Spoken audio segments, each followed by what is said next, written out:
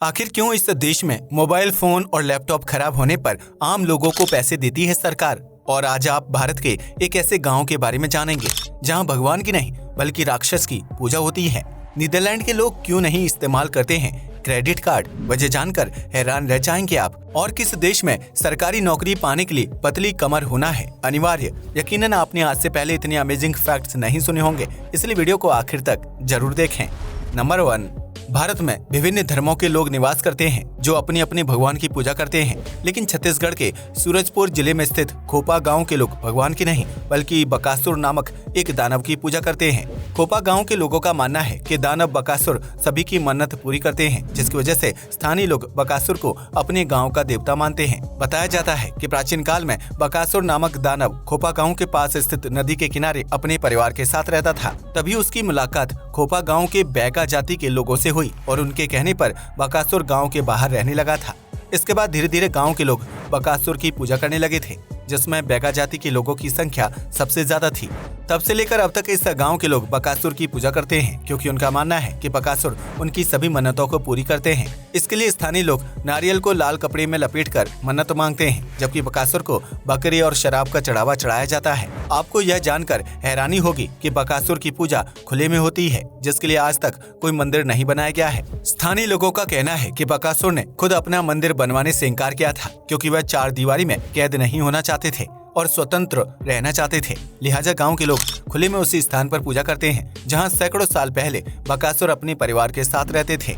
Number 2, आज के आधुनिक दौर में लोगों की जरूरतें बढ़ती जा रही हैं, जिन्हें पूरा करने के लिए वह रिश्तेदारों, दोस्तों और बैंक से पैसे उधार लेते हैं। वहीं बैंक की तरफ से क्रेडिट कार्ड के जरिए ग्राहकों को उधार दिया जाता है, जिसका बिल बाद में ग्राहक को भरना पड़ता है। लेकिन आपको यह जानकर हैरानी होगी कि नीदरलैंड के लोग उधार लेने से इतना परहेज करते हैं कि यहाँ क्रेडिट कार्ड का इस्तेमाल करने वाले लोगों की संख्या बेहद कम है।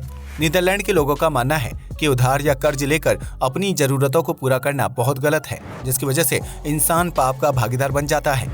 यही वजह है कि इस देश में ज्यादातर लोग डेबिट कार्ड का इस्तेमाल करते हैं और क्रेडिट कार्ड से परहेज करते हैं, क्योंकि उनका मानना है कि क्रेडिट कार्ड पैसे उधार लेने को बढ़ावा देता है। इतना ही नहीं, नीदरलैंड के लोग पैसों की बचत करने में काफी ज्यादा यकीन रखते हैं, जिसकी वजह से वह कपड़े, महंगे लाइफ स्टाइल और गैर जरूरी चीजों के लिए पैसे खर्च नहीं करते हैं। यहाँ हर प्रकार की खरीदारी कैश की जगह पर डेबिट कार्ड के जरिए की जाती है, जो इस बात की तरफ इशारा करता है कि नीदरलैंड के लोग पहले पैसों की बचत करते हैं और फिर उन पैसों से अपनी जरूरत का सामान खरीदते हैं।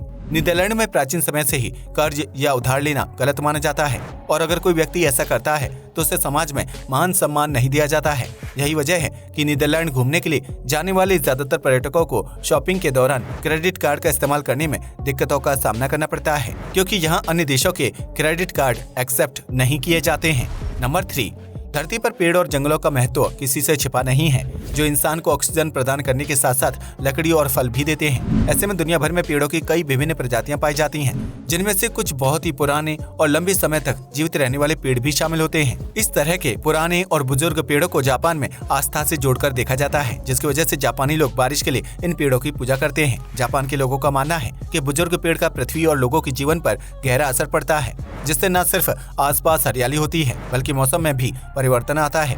ऐसे में जब जापान में बारिश नहीं होती है तो यहाँ के लोग पुराने पेड़ की पूजा करना शुरू कर देते हैं। बारिश होने से धान की फसल अच्छी होती है, और जापान के लोगों का मानना है कि अगर धान की फसल खराब हो जाए तो इसका बुरा असर इंसान के जीवन पर पड़ता है। इसके अलावा पुराने पेड़ किसी भी जगह के तापमान को ठंडा रखने में अहम भूमिका निभाते हैं, जिसकी वजह से जापान में प्राचीन पेड़ों की कटाई नहीं की जाती है, बल्कि उन्हें संरक्षित रखने के लिए नए नए तरीकों पर काम किया जाता है। नंबर 4, अक्सर जब इंसान थका हुआ होता है तो उसे बिस्तर पर लेटते ही नींद आ जाती है। लेकिन वहीं अगर कोई इंसान जरूरत से ज्यादा काम कर ले और उसे ज्यादा थकान हो जाए तो उस स्थिति में नींद आना मुश्किल हो जाता है और शरीर तनावग्रस्त महसूस करता है। दरअसल जब कोई इंसान बहुत ज्यादा थक जाता है तो उसका दिमाग ज्यादा उत्तेजित अवस्था में पहुंच जाता है।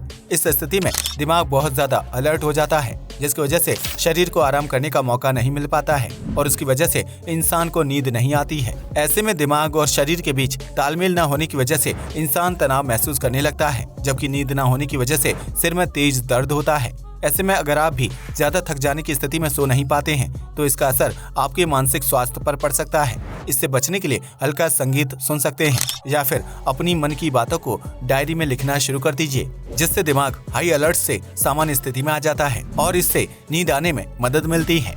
नंबर 5, कहते हैं दुनिया में प्यार सबसे खूबसूरत एहसास होता है जो इंसान को ढेर सारी खुशियां देता है, लेकिन कभी कभी इंसान प्यार में सारी हदें पार कर देता है, जिससे जुड़ा एक भयानक मामला अमेरिका के फ्लोरिडा से सामने आया है। दरअसल फ्लोरिडा में डॉक्टर कार्ल टेंजलर नामक एक शख्स रहता था, जिसे डॉक्टर डेथ के नाम से भी जाना जाता है। इस डॉक्टर के ऊपर आरोप था कि उसने एक यंग लड़की की डेड बॉडी को कब्र से चोरी कर लिया था और उसे जिंदा करने की कोशिश करने लगा, क्योंकि डॉक्टर को उस लड़की से प्यार हो गया था। उस मृत लड़की का नाम मारिया एलेना था, जिससे डॉक्टर की पहली मुलाकात अस्पताल में इलाज के दौरान हुई थी। डॉक्टर डेथ को मन ही मन मारिया से प्यार हो गया था, लेकिन जब मारिया की मौत हो गई तो उसने उसकी डेड बॉडी को चोरी कर लिया और उसके साथ अपने घर में रहने लगा। इस तरह लगभग 7 साल का वक्त गुजर गया था, लेकिन एक दिन मारिया की बहन को उसकी लाश गायब होने का पता चला और फिर कानूनी कार्रवाई के दौरान डॉक्टर के घर से मारिया की लाश को बरामद किया गया था। लेकिन इन सब के बावजूद भी डॉक्टर को उसके अपराध के लिए सजा नहीं मिली थी, क्योंकि उस वक्त इस तरह के अपराध के लिए कोई सजा या नियम कानून नहीं बनाया गया था और इस वजह से डॉक्टर जेल जाने से बच गया था। नंबर 6, भारत समेत दुनिया भर में शादी को लेकर अलग अलग रीति रिवाज फॉलो किए जाते हैं, जिनमें से कुछ रस्में बहुत ही अटपटी और हजम न होने वाली साबित होती हैं। ऐसे में मध्य प्रदेश के अलीराजपुर, झाबुआ और शहडोल जैसे जिलों में रहने वाले आदिवासी समाज के लोग भगोरिया हाट का आयोजन करते हैं, जिसे होली से 7 दिन पहले बड़ी धूमधाम के साथ मनाया जाता है। इस त्योहार के दौरान युवा लड़की और लड़कियां एक दूसरे को पसंद करते हैं, जिसमें से अगर किसी लड़की को लड़का पसंद आता है तो वह दोनों एक दूसरे को रंग लगाते हैं और फिर पान खाते हैं। इसके बाद लड़का अपनी मनपसंद लड़की को लेकर वहां से भाग जाता है, जिसके बाद दोनों के परिवार वाले उनकी शादी करवा देते हैं। वहीं अगर लड़की को लड़के का प्रस्ताव स्वीकार नहीं होता है तो वह उससे चेहरे पर रंग लगाकर आगे बढ़ जाती है और पान नहीं खाती है। इन आदिवासी समुदायों में प्राचीन काल से ही अपनी पसंद की शादी करने का रिवाज है, क्योंकि भील समुदाय के लोगों का मानना है कि उनके राजा ने भी अपनी पसंद की लड़की से भागकर शादी की थी और इसी वजह से यहाँ के लोग इस प्रथा को सदियों से निभा रहे हैं। नंबर 7, इन दिनों सोशल मीडिया पर पतली कमरिया वाला सॉन्ग काफी ज्यादा पॉपुलर हो रहा है, जिसमें बच्चे से लेकर बुजुर्ग तक हर कोई कमर दिखाकर नाचते हुए वीडियो बना रहा है। लेकिन क्या आप जानते हैं कि पश्चिम अफ्रीका में मौजूद बेनिन नामक देश में पतली कमर वाले लोगों को सरकारी नौकरी ऑफर की जा रही है? जी हाँ, आपने बिल्कुल सही सुना। इस देश में अगर कोई नागरिक सरकारी नौकरी के लिए अप्लाई करना चाहता है तो उसकी कमर पतली होना अनिवार्य है। दरअसल बेनिन देश की सरकार का मानना है कि इस नियम की वजह से युवा पीढ़ी अपनी सेहत का खास ख्याल रखेगी, जिससे उन्हें मोटापे से बचाया जा सकता है और वह लंबे समय तक फिट और हेल्दी रहेंगे। यही वजह है कि इस देश में युवा नागरिक सरकारी नौकरी प्राप्त करने के लिए घंटों पढ़ाई करने के साथ साथ जिम में पसीना भी बहाते हैं। नंबर 8, आमतौर पर जब किसी इंसान का मोबाइल फोन या लैपटॉप खराब हो जाता है तो उसे ठीक करवाने के लिए हमें अपनी जेब से पैसे भरने पड़ते हैं।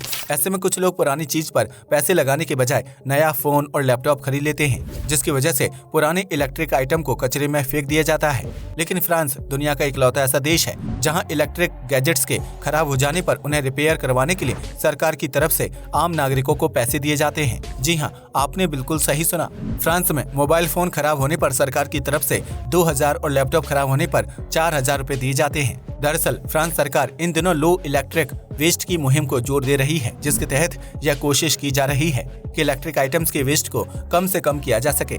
इस मुहिम से आम लोगों को जोड़ने के लिए सरकार इलेक्ट्रिक आइटम्स को रिपेयर करने के लिए पैसे दे रही है, ताकि लोग मोबाइल फोन या लैपटॉप खराब होने की स्थिति में उन्हें कचरे में ना फेंकें। ऐसा करने से न सिर्फ फ्रांस बल्कि समुद्र में बढ़ते इलेक्ट्रिक कचरे में कमी आएगी, जो कैंसर समेत कई प्रकार की खतरनाक बीमारियां फैलाने के लिए जिम्मेदार होता है। और इस कचरे की वजह से जलीय जीवों की कई प्रजातियां विलुप्त होने की कगार पर पहुंच गई हैं।